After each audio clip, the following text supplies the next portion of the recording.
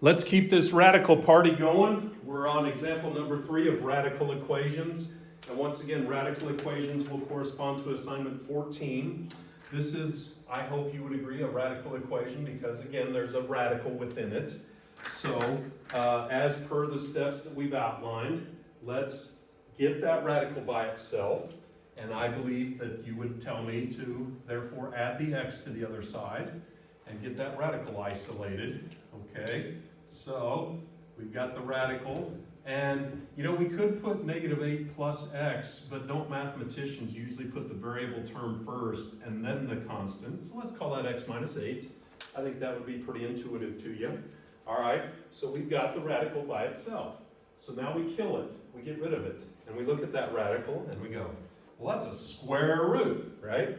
And wouldn't it be appropriate then to square both sides? Woo! All right, and so you get rid of a square root with a squared. That would be the appropriate power, the magic exponent we should introduce to both sides. All right, so over here, squared and square root are called inverse operations, and therefore they get rid of each other. Kill the radical. All right, so it's gone. Now over here, we look at this and we say, what's the proper way to apply a power on a group? And the big thing to notice is that there's terms. There's subtraction inside there. So as you hopefully recall from assignment 4, and many subsequent to that, the proper way to apply that power to that group would be to write the thing down twice and distribute it. It is not, repeat, not appropriate to just drop that in there. You don't do that on terms. That was, again, assignment number 3 when we talked about the properties of exponents. So, now we'll distribute this where we take every term in the first group and distribute it or multiply it with every term in the second group. And we talked about the fact that it depends on what language you speak. If you speak English, we call it first, outer, inner, last, FOIL. But if you speak other languages, those words might be different. And I won't even attempt to do some of the others. All right, so anyway, continuing, and then you would hopefully notice that these are like terms.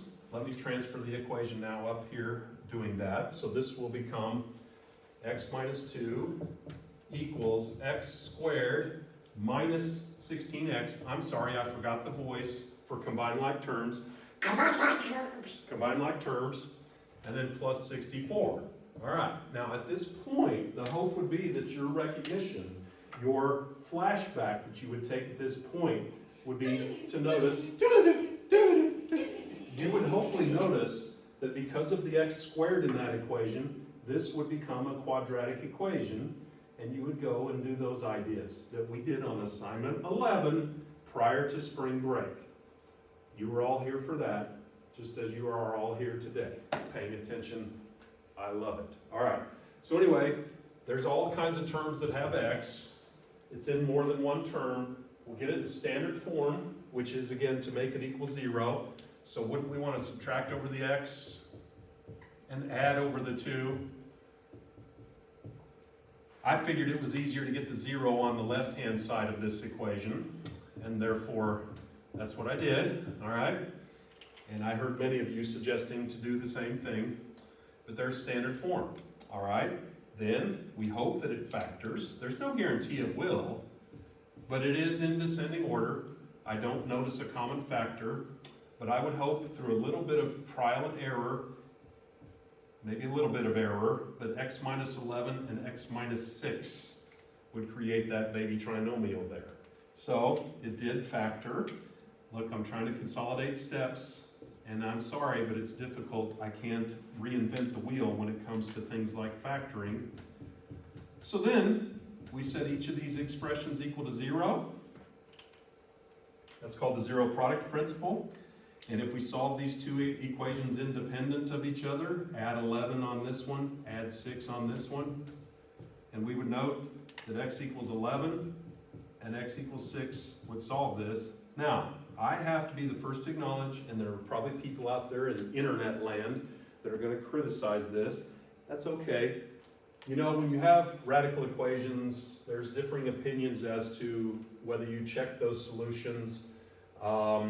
Some people do not consider what I would call the secondary root when they check. I do. I know other people who do. Maybe I'm wrong. I don't know. But time is of the essence. If you leave those two answers for me, I'll be okay with it. I don't think the world is going to end. But there is a picky little thing that some people might find wrong with what I'm suggesting. And for that, I sincerely apologize. But anyway, we're going to move on. And I appreciate your dutiful attention. Thank you.